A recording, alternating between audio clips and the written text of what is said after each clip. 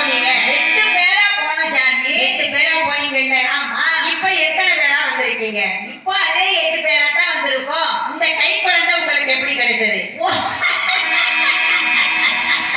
அடியே சாமி, இந்த குழந்தைய பத்தி கேட்காது. சாமண்டி சாமி இல்ல, இது நாங்க மயிலாசூரை கொண்டுட்டு காட்டுவே நடந்து வந்தோமா. சரி. அந்த வழியில காட்டுல பூப்பாடு போட்டுட்டு அழுதுட்டு இருந்தான் சாமி. அப்படியா?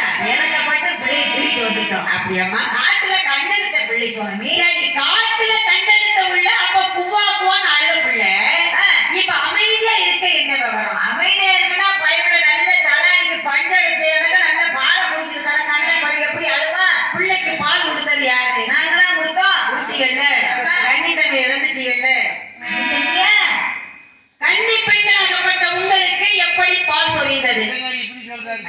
எதுக்காக நீங்க பால் கொடுத்தீங்க? எங்களுக்கு என்ன தெரியும்? அது சொருக்கிச்சு நாங்க கொடுத்துட்டோம். ஆண் குழந்தைக்கு பால் கொடுத்ததுனால உங்க கன்னித்தன்மை போச்சு.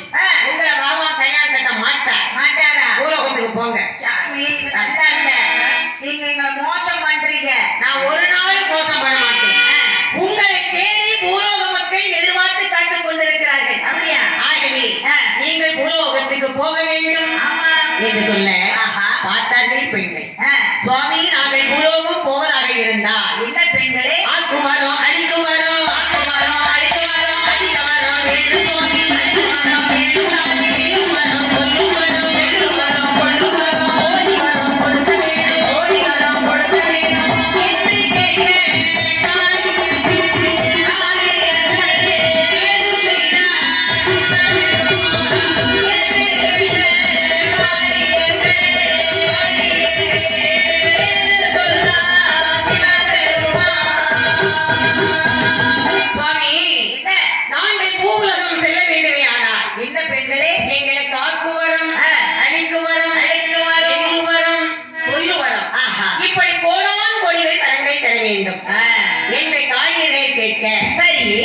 பகவான் என்னம்மா சொல்லுகின்றார்? இந்த காளியர்களோ பொல்லாத காளியர்கள், அம்மா கோபக்காரிகள்.